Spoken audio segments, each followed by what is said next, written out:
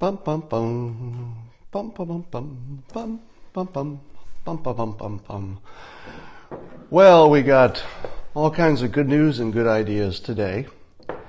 It's a sunny day here in California. I hope it's just as nice where you are. And do you know what makes your day even better? Yes, I think you do. It's coffee. It's coffee with Scott Adams.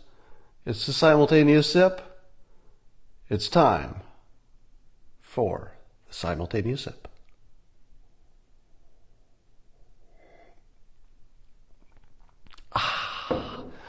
So today what I'm going to do is I'm going to teach you how to solve the whole immigration everything problem all at the same time. And solve a bunch of other problems also at the same time. Now, let me frame this for you this way. What you're going to see is a whiteboard presentation in a moment in which I'm going to show you how the government could get out of this deadlock where they can't solve anything about anything. So that's where we are in a lot of domestic issues, immigration, etc. We're kind of deadlocked and we can't get out of it. So I'm going to teach you the techniques for getting out of this kind of a deadlock. Now, that doesn't mean my ideas for what I'm going to tell you are really the ideas that we should do. So that's not really the point of today.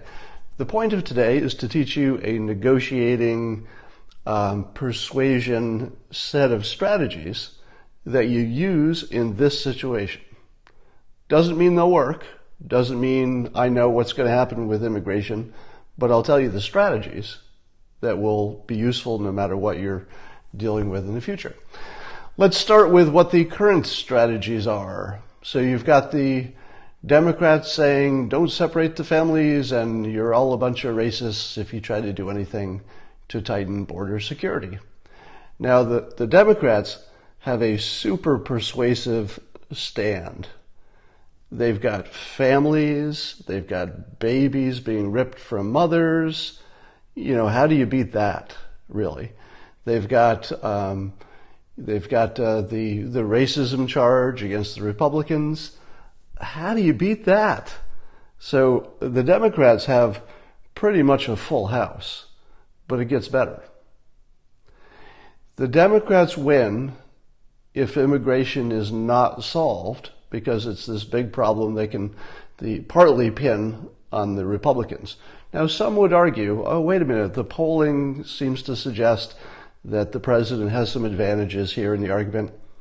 I'm not sure that makes any difference because at least the people in Congress think that they've got a great issue. So they don't want to solve it because it's a great issue. Now, if it were solved, and let's say that solution caused, more immigration of folks from South America and Mexico, the Democrats say that's even better because they're going to vote, if we get DACA and everything, all these new people are going to vote our way. So the Democrats win by getting more votes if they don't do anything, and the Democrats win if they do something and get a path to citizenship, a path to voting. So the Democrats have a full house and no reason to really do anything. But if something is done, it's going to be something in their favor. So what's that leave the Republicans? Even with a majority, they don't have enough of a majority to get anything done because they've got some, internal dissension. So what do you do when you're in a total deadlock and the parties don't even have a reason to solve it? They have almost as much reason to not solve it. Here are the techniques for getting yourself out of this kind of a jam. We're going to go to the whiteboard. Now, some of these techniques you've seen before, so they won't be a total surprise, but I'm going to show you how they work in this context.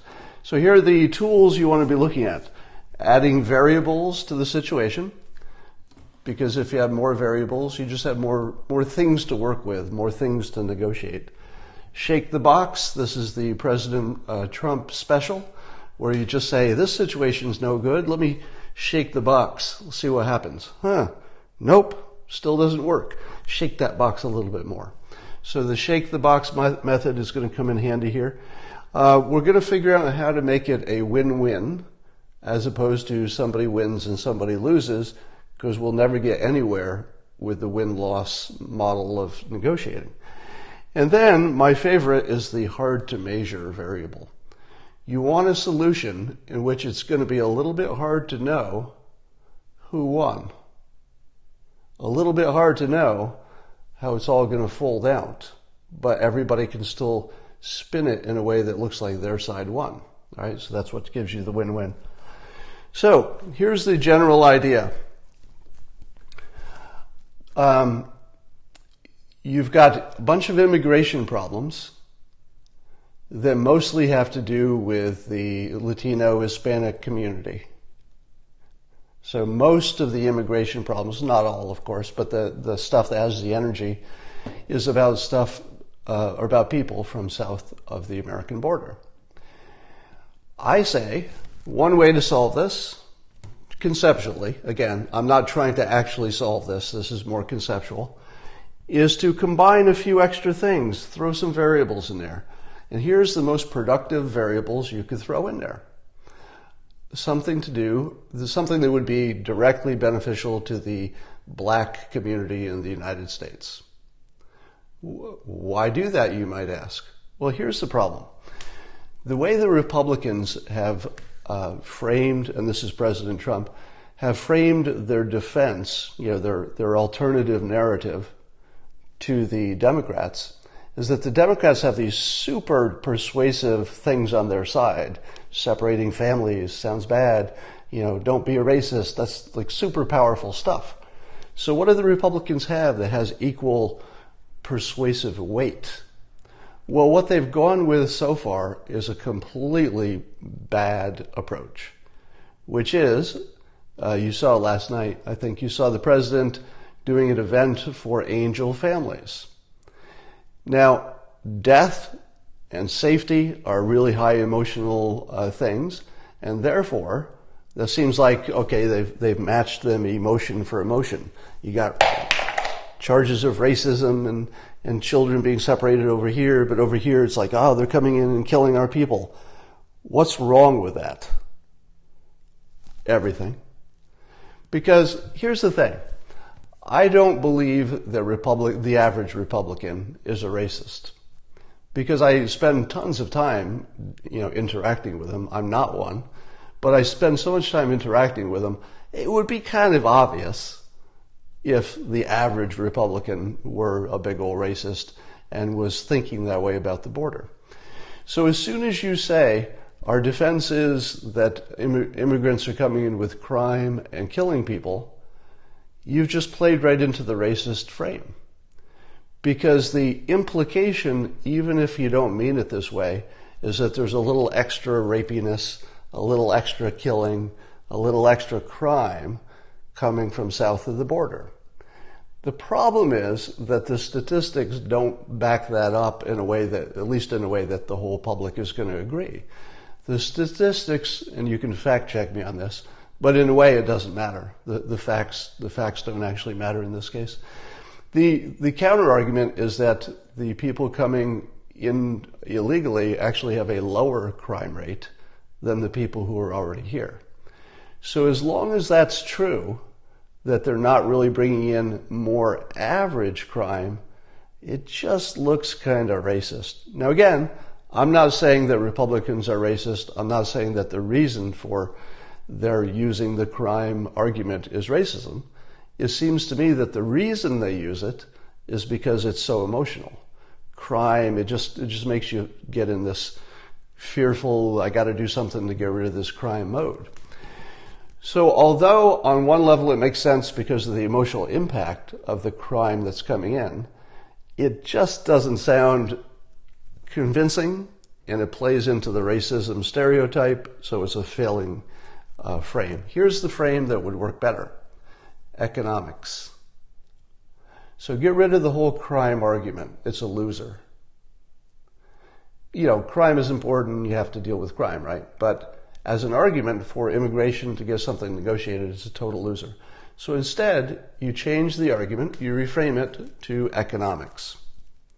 As soon as you reframe it into economics, you have more variables, you can shake the box, you can find a way that everybody wins, and you can create some hard to measure standards. So you've gotten all of the important things by reframing the immigration thing as a jobs economy thing. As soon as you've reframed it, then you can throw into it some other impossible to solve, but we want to solve problems that have a lot of impact for the black community in particular. But they're all the things that also have a jobs element to them. So look at this. DACA, that has a jobs element to it, right? People want to work here. How many people are in the country? Do we need more workers? Just depersonalize it. What's it do for the economy? Well, it'd be better for the economy if we just get this off our plate, make sure we know how many workers we have, etc. You want to build the wall, you want family safety, that's the separation of the people. Prison reform, that Jared Kushner already has plans drawn up for prison reform, but can't get enough support, apparently. So apparently he needs more support. There's that list of how to deal with pardons and commute sentences that the NFL put together, which is also jobs, right? Because if you do prison reform and if you start pardoning people or commuting sentences, there are more workers that need to be trained. They're available to do stuff. So these all have direct or indirect impact on economics.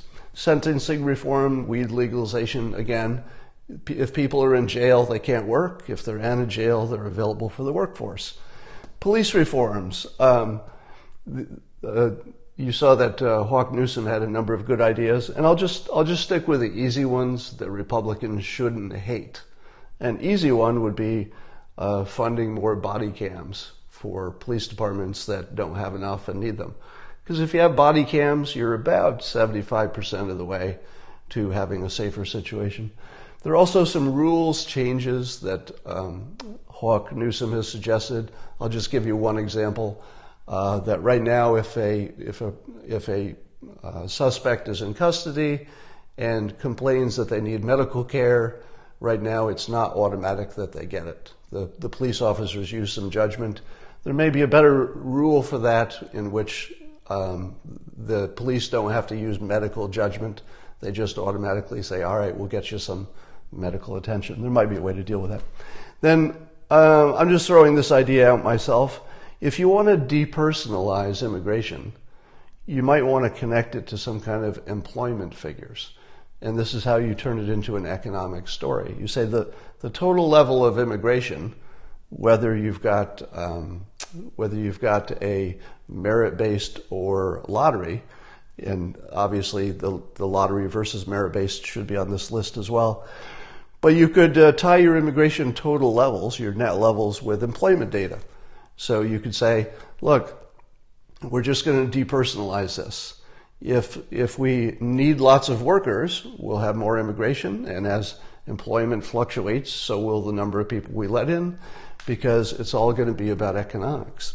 Now, you might say to yourself, gosh, you've made this so complicated now that we can't even tell who wins. Like, suppose all this got passed as some kind of a big economics, employment, job package. Could you even tell, did the Democrats win or did the Republicans win? Because the Democrats would get a bunch of stuff that might make the Hispanic and Latino voters happy because they might get some immigration stuff they like. But at the same time, the Republicans would have delivered on a whole bunch of things that the black community wants. So you might see a situation where the Democrats are picking up Latino Hispanic votes, where the Republicans are starting to peel off some of the black vote that traditionally had been in the Democratic Party. But who gets more? Is there any way you could tell who comes out ahead? I don't think you could. You wouldn't know who won. Did the Democrats win?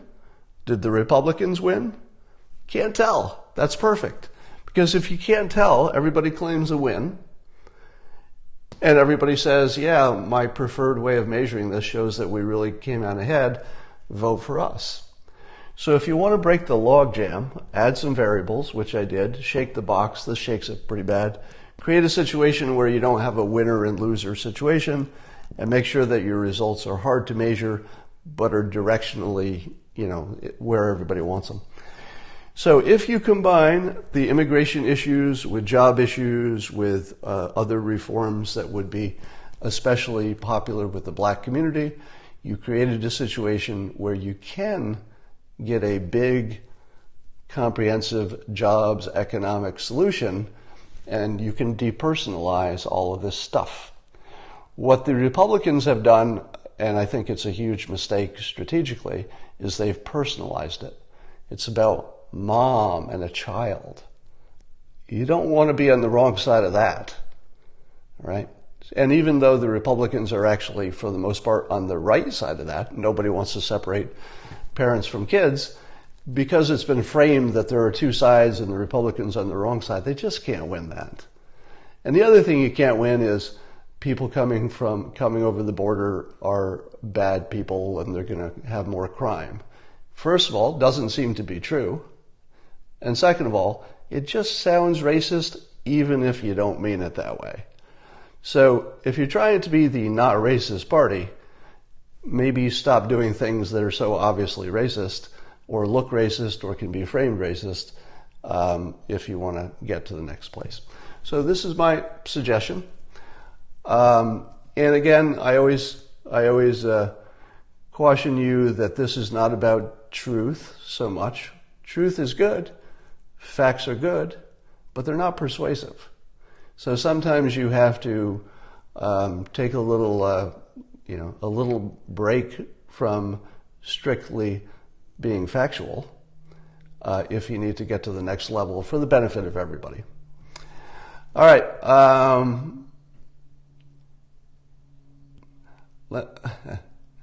What about the media?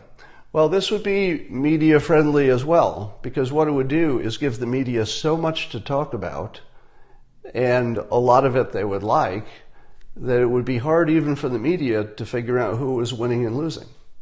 And that's part of the benefit of it. You don't want a negotiated situation or a negotiation where it's just obvious who's winning and it's obvious who's losing, because you can never get to the finish line that way.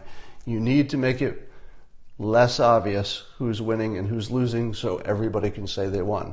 Now, where have you seen this technique before? North Korea.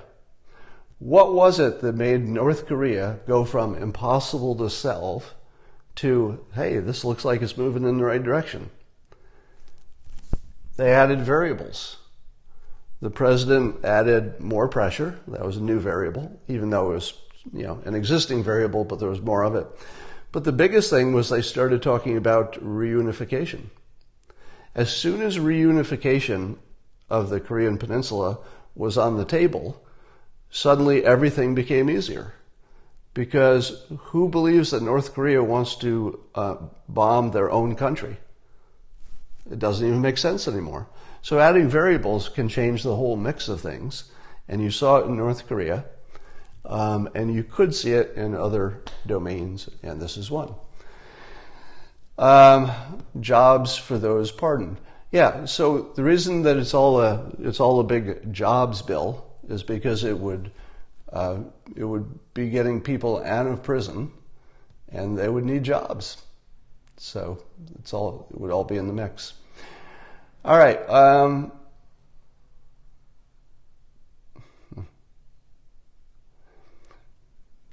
How much of this made sense to you? Let me get a little feedback here. So you saw the concept, and you don't forget about the fact. Oh, let me add to this. You've got a lot of people running for re-election, and they don't want to say, I voted for something unpopular.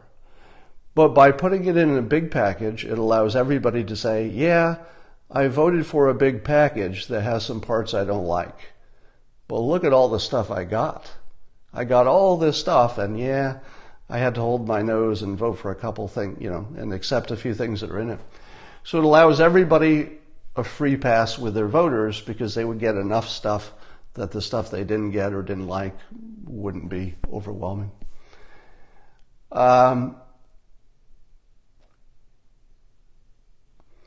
You know, it's funny. I see a lot of tentativeness in your comments about this because this is pretty radical, right? It's radical in the sense that it's the first time you've seen it. Somebody said omnibus logic. Yeah, in a way it's omnibus, but what it's really trying to do is just repackage from violence and families and emotional stuff over to economics where everybody can win. And it's just less emotion and more ways to get it there.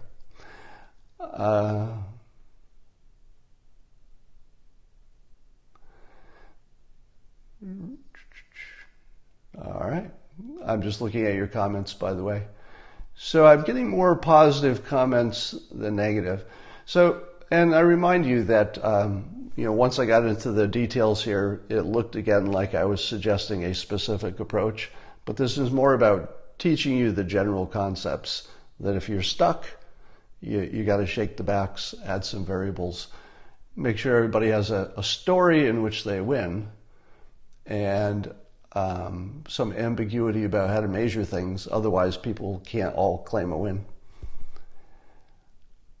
All right. I think I might keep it short and keep it on this topic today. If I come back, I'll come back with another topic. But let's keep this short and sweet, and I will talk to you again sometime.